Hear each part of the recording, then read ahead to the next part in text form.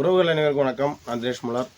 இந்த காணொலி எதற்காக அப்படின்னா, நேற்று பரமக்குடியில் உத்திரகுமார் என்ற 35 வயது கொண்ட இளைஞர் வெட்டி படுகொலை செய்யப்பட்டிருக்காரு. இவர் யார், எந்த சமூகம்னு தெரியாமல் நம்ம வாட்ஸ்அப் தளங்களில் அதிகமாக நம்ம மக்கள் பகிர்ந்து இவர் யார், என்ன கம்யூனிட்டி அப்படின்னு நம்ம மக்கள் ரொம்ப ஆய்வு பண்ணிகிட்டு இருக்காங்க. இதை நமக்கு இண்டிவிஜுவலாகவும் ஒரு சில உறவுகள் எப்போதும் மாதிரியே நம்ம ஊட வச்சு நடத்துறதுனால நமக்கு தெரியும். அப்படின்னால நம்ம உறவுகள் வாட்ஸ்அப் தளங்களை கேட்டாங்க. அவங்களுக்கு நம்ம தாள் கொடுத்துருக்குறோம். ஆனால் இது சம்மந்தமாக ஒரு காணொலி நீங்கள் பதிவு செஞ்சுருக்கேனே, நம்ம மக்களுக்கும் தெரிஞ்ச மாதிரி இருக்கும் அப்படின்றத சொல்லியிருந்தாங்க. ஸோ அதனால் அடிப்படையில் தான் சரி இந்த காணொலி பதிவு செய்வோம் அப்படின்னு இந்த காணொலி பதிவு செய்கிறேன். ஏன்னா நிறைய அவர்கள் இன்னொன்று கேட்டிருந்தாங்க, என்னென்ன முன்ன மாதிரி மூவேந்தர் மீடியாவில் வீடியோக்களே அவ்வளோவா வரல, கிட்டத்தட்ட ஒரு 4 நாள் உங்களோட வீடியோவே வரல அப்படின்னு கேட்டிருந்தாங்க. நம்ம ஏற்கனவே சொல்லியிருக்கேன், அந்த மாதிரி ஒரு சில இக்கட்டான சூழல், அதனால் நம்ம அதை நோக்கியும் ஓட வேண்டிய கால சூழல் இருக்கும். ஸோ அதனால தான் நம்ம இது உள்ளே நம்ம வர முடியலை. ஸோ அதையும் நம்ம பார்க்கணும்ல, முதல்ல குடும்பத்தையும் பார்க்க வேண்டிய சூழ்நிலையில் இருக்கும். அதனால தான் நம்ம காணொலி டக்குன்னு பதிவு செய்ய முடியல. ஸோ அதனால் நம்மளோட சமூக பணின்ற எந்த சூழ்நிலையிலையும் தடுமாறிடாது. எந்த சூழலாக இருந்தாலும் கண்டிப்பாக மூவேந்தர் மீடியாவும் சரி, நம்மளும் சரி, நம்ம மக்களுக்கான அந்த செயலை தொடர்ந்து நம்ம செஞ்சிட்ருப்போம். அதனால் எந்த ஒரு சூழ்நிலையிலையும் நம்ம இதை விட்டு தடமுறைன்னு போகிறது கிடையாது. ஸோ அதனால் மக்கள் யாரும் கவலைப்பட வேணாம். எப்போவுமே நம்மளோட சமூக பணின்றது தொடர்ந்து நடந்துகிட்டு தான் இருக்கும். அதான் நேற்று நடந்த அந்த படுகொலை, அதாவது அந்த உத்தரகுமார் அப்படின்ற அந்த இளைஞர் பார்த்திங்கன்னா 35 வயது தான் ஆகுது. இவர் பார்த்திங்கன்னா முதல்தூர் அறியக்கூடிய விக்கிரபாண்டியபுரம் என்ற கிராமத்தை சார்ந்தவர். இவர் சேர்வார் சமூகத்தை சார்ந்தவர். இவர் பார்த்திங்கன்னா இவரை கொன்னது யாருன்னு பார்த்திங்கன்னா கோனார் சமூகத்தை சார்ந்தவங்க. பழிக்கு பழியாக அது நடந்தால் சொல்லப்படுது. இது பார்த்திங்கன்னா இப்போ இறந்த அந்த உத்தரகுமார்ன்ற அந்த இளைஞர் பார்த்திங்கன்னா இதற்கு முன்னாடி சென்னையில் அந்த படுகொலையில் இவருக்கும் ஏதோ தொடர்பு இருந்து இவர் மேலேயும் வழக்கு இருக்கிறதா சொல்லப்படுது. அதனால் பழிக்கு பழி நடந்திருக்கலாம் அப்படின்ற ஒரு செய்தி சொல்லப்படுது. இன்னொரு புறம் பார்த்திங்கன்னா பணம் கொடுக்கல் வாங்கலில் சிக்கல் இருந்தது அப்படின்னு சொல்கிறாங்க. ஸோ என்ன காரணம் அப்படின்னு தெரில. ஆனால் நமக்கு அங்கே விசாரித்த வரைக்கும், பரமக்குடியில் இருக்கக்கூடிய நம்ம உறவுகள்கிட்ட விசாரித்த வரைக்கும் அவங்க என்ன தகவல் சொல்கிறாங்க அப்படின்னு பார்த்திங்கன்னா, இது ஒரு முன் விரோதம் காரணமாக தான் நடந்திருக்குது அப்படின்ற மாதிரி சொல்லியிருந்தாங்க. இவர் இறந்தவர் சேர்வார் சமூகத்தை சார்ந்தவர் அப்படின்றத சொல்லியிருக்காங்க. ஸோ அதனால் நம்ம மக்கள் வாட்ஸ்அப் தளங்கள் ரொம்ப போட்டு குழப்பிக்க வேணாம். ஏன்னா நீங்கள் நடக்கூடிய நிறையா படுகொலைகள் பார்த்திங்கன்னா பழிக்கு பழி அப்படின்றது பார்த்திங்கன்னா தொடர்ந்து அரங்கேறிட்டு இருக்குது. இன்றைக்குமே பாதிக்கப்பட்ட மறுபடியும் நிறைய பேர் ரிவெஞ்ச் எடுப்பாங்க, சில பேர் கடந்து போவாங்க, அந்த மாதிரிலாம் இருக்குது. ஸோ தாங்கிக் கொள்ள முடியாதவங்க ரிவெஞ்ச் எடுப்பாங்க, கடந்து போகணும்னு நினைக்கிறவங்க அதை கடந்து போயிடுவாங்க. ஸோ அப்படி தான் இங்கே நிறைய விஷயங்கள் நடக்குது. அதனால் நம்ம மக்களும் கொஞ்சம் கவனமாக சில விஷயங்களை நம்ம கடந்து போகணும். நடந்த உடனே இவர் நம்ம சமூகமாக இருக்குமா, இவர் என்ன காரணம் ஏதுன்ற ரொம்ப நம்ம மக்கள் ஆய்வுகளை உட்படுத்த வேணாம். ஏன்னா ஒவ்வொரு கொலைக்கு பின்னாடியும் மிகப்பெரிய ஒரு பின்புலம் இருக்கும், இல்லாமலாம் ஒன்றுமே இருக்காது. ஸோ இதை நம்ம இந்த படுகொலை மட்டுமே நம்ம இதை நிற்க வேணாம். அதுவும் தொடர்ந்து குறிப்பாக இந்த 2.5 ஆண்டுகளில் எண்ணற்ற படுகொலைகள் தொடர்ந்து இதை தடுத்து நிற்பதற்கான வேலைகள் நடக்குதால நடக்கலையானே தெரில. அதே போலத்துக்கு கல்லூரி மாணவர்கள் படுகொலை, கேட்டால் எறும்பு அடித்து செத்து போயிட்டார், பீடிங் ரத்தம் அதிகமாக போனால இறந்துட்டார் அப்படின்ற காவல்துறையாலே இவ்வளோ அலட்சியமான செயலெல்லாம் இருக்கத்தான் செஞ்சிட்ருக்கு. நிறையா பக்கம் பார்த்தீங்கன்னா கொலை, கொள்ளை இந்த மாதிரி நிறையா நடந்துக்கிட்டே இருக்குது. என்ன எப்படின்னு சொல்கிறது, இந்த காவல்துறையை தன்னோட கட்டுப்பாட்டுகள் வைத்திருக்கா சொல்கிறாரு முதல்வர் ஸ்டாலின் அவர்கள். இதெல்லாம் ஏன் இதை தடுத்து நிறுத்த முடியல அப்படின்னு எங்களுக்கு தெரில. ஸோ போன ஆட்சியை விட இந்த ஆட்சி அப்படின்றது பார்த்திங்கன்னா ரொம்ப கொடூரமாக இருக்குது அப்படின்னு தான் நம்ம சொல்லணும். குறிப்பாக தேவேந்திரோட வேளாளர் சமூகத்திற்கு எப்பெல்லாம் திராவிட முன்னேற்ற கழகம் ஆட்சிக்கு வருதோ அப்பெல்லாம் தேவேந்திரர்கள் அதிகமாக பாதிக்கப்படுறார்கள் அப்போ தான் நம்ம சொல்லணும். ஏன்னா ஏடிஎம்கே ஃபீல்டோட அந்தளவுக்கு நம்மளுக்கு இருக்கிறது கிடையாது. நிறைய பேர் சொன்னாங்க ஏடிஎம்கே ஃபீல்டு வந்தால் தான் நமக்கு பாதுகாப்பு கிடையாது அப்படின்னு சொல்லுவாங்க. இந்த டிஎம்கே எப்போல்லாம் வருதுன்னா இதில் பாதிப்புக்கு அதிகமாக உள்ளாக்கப்படுறது வேறு எந்த கம்யூனிட்டி இருக்காது, குறிப்பாக தேவேந்திர வேளாளர் தான்.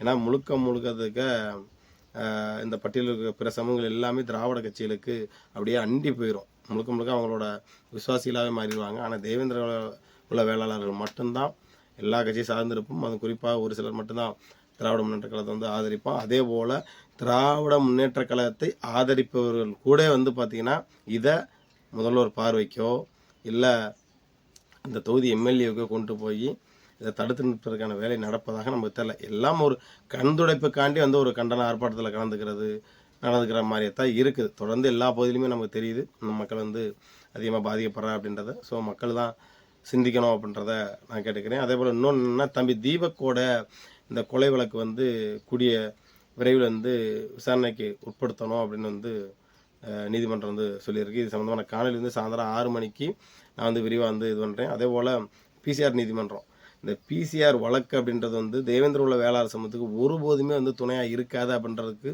ஒரு உதாரணத்துக்கு ரீசெண்டாக நடந்த நிறைய சம்பவங்களை சொல்லலாம்.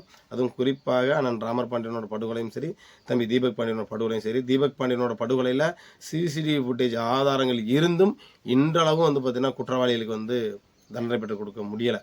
ஏன்னா பிசிஆர் ஆக்டை பொறுத்தளவு என்னன்னா, ஒரு ஆண்டுகளுக்குள்ள இந்த குற்ற வழக்குகளை விசாரித்து அந்த குற்றவாளிகளுக்கு வந்து தண்டனை பெற்றுக் கொடுக்கறது தான் இந்த பிசிஆர் ஆக்டோட தன்மை.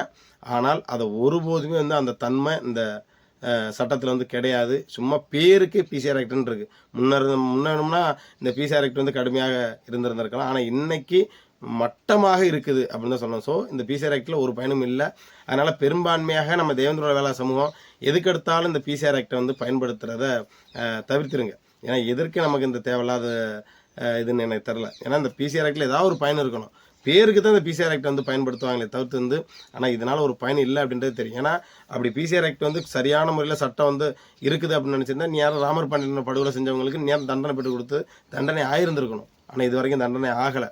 அதே போல் தம்பி தீபக் பாண்டியனுக்கு படுகொலை செய்யப்பட்ட சிசிடிவி ஆதாரம் இருக்குது.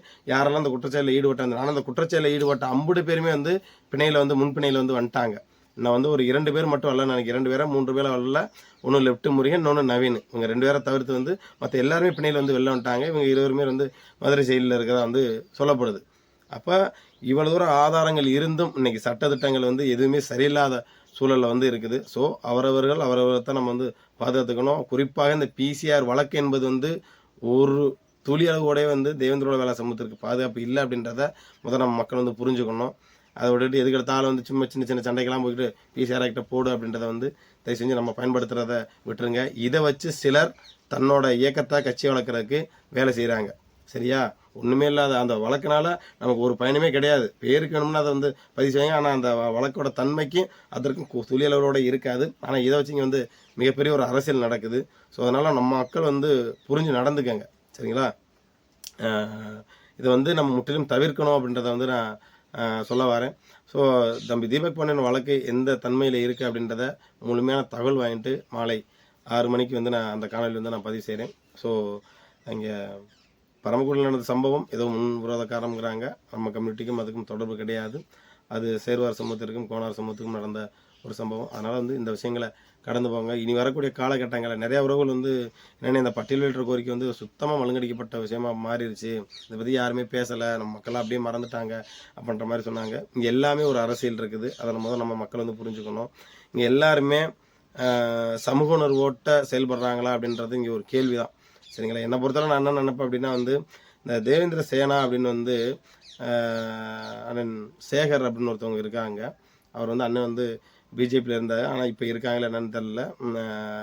ரிட்டையர்டு அண்ணன் வந்து ஐஆர்எஸ் அண்ணன் வந்து சேகர் அண்ணன் வந்து ஐஆர்எஸ் ரிட்டையர்மெண்ட்டு. அண்ணன் வந்து பார்த்திங்கன்னா கிராமப்புறங்களில் போய் சென்று மக்களை சந்தித்து இந்த பட்டியலில் இருக்கிறனால என்ன பயன், இல்லாமல் போயிட்டோம்னா நமக்கு என்ன பயன் அப்படின்றது தெளிவாக விளக்கம் பண்ணி நம்ம ஏன் பட்டியல் வேட்டுறோம் கேட்குறதுன்ற வந்து கிராமப்புறங்களில் வந்து அருமையான முறையில் வந்து எடுத்துரைக்கிறாங்க. கூடிய விரைவில் அண்ணன் நேர்காணல் எடுக்கணும்னு நமக்கு ரொம்ப ஆசை. அண்ணன் இருக்கிறது திருநெல்வேலி சைடுன்றனால வெளியே போயிடுறாங்க. அதனால் அண்ணன் எடுக்க முடியல. கூடிய விரைவில் அண்ணன் சந்தித்து ஒரு நேர்காணல் வந்து நம்ம கண்டிப்பாக வந்து நம்மளோட மூவேந்தர் மீடியாவில் வந்து பதிவு செய்வோம். கண்டிப்பாக இந்த பட்டியல் வெற்ற கோரிக்கை நம்மளோட மூவேந்தர் மீடியாவில் அதிகமாக பேசப்படலை அப்படின்ற நம்ம மக்கள்கிட்ட நிறையா ஒரு கேள்வியில் எழும்புது. ஒருபோதுமே வந்து இந்த பட்டியல் வெற்ற கோரிக்கையை யார் கைவிட்டாலும் நம்மளோட மூவேந்தர் மீடியாவில் கைவிட போகிறது கிடையாது. நம்ம தொடர்ந்து அதுக்கான விஷயங்கள் நம்ம ஓடத்தான் செய்கிறோம். சரிங்களா? நம்ம நிறையா கிராமங்களை சந்தித்து நம்ம இந்த விழிப்புணர்வு கொடுக்கணும்னு சொல்லியிருந்தோம். அதுக்கான கொஞ்சம் சூழல்கள் சரியில்லாதனால நம்ம பல பொருளாதார நெருக்கடியில் இருக்க நம்ம அந்த விஷயங்களை பண்ண முடியாமல் இருக்கும். கூடிய விரைவிலேயே நம்ம மக்களை சந்தித்து விழிப்புணர்வு இருப்பதற்கான வேலையை வந்து கண்டிப்பாக நம்ம முன்னெடுப்போம். ஒருபோதுமே வந்து இந்த பட்டியல் வெற்ற கோரிக்கையை பேசும் பொருளாக அடுத்தடுத்து கொண்டு வரக்கூடியது நம்மளோட கடமை. கண்டிப்பாக மக்களோட அந்த உணர்வை ஏற்று கூடிய விரைவிலே வந்து இந்த பட்டியல் வெற்ற கோரிக்கை சம்மந்தமாக இதை கையில் எடுக்கும் விதமாக வந்து அடுத்த கட்ட நபர்கள் என்ன பண்ணலாம் அப்படின்றத வந்து நம்ம முடிவெடுத்து குடியுரிமையிலே வந்து மக்களை சந்தித்து இந்த பட்டியல் பெற்ற கோரிக்கை வந்து விழிப்புணர்வு ஏற்படுத்த செய்வோன்றதை சொல்லிக்கிட்டு மருதநாள்குடியிலான மல்லரனும் பல்லரனும் பாண்டியனும் தேவேந்திர உலக சமுதாய உறவுகள் சாதிப்பற்றையும் பிரசாதி நட்பையும் தொடர்ந்து சொல்லி மீண்டும் அடுத்த ஒரு காலில் சந்திக்கிறேன். நன்றி.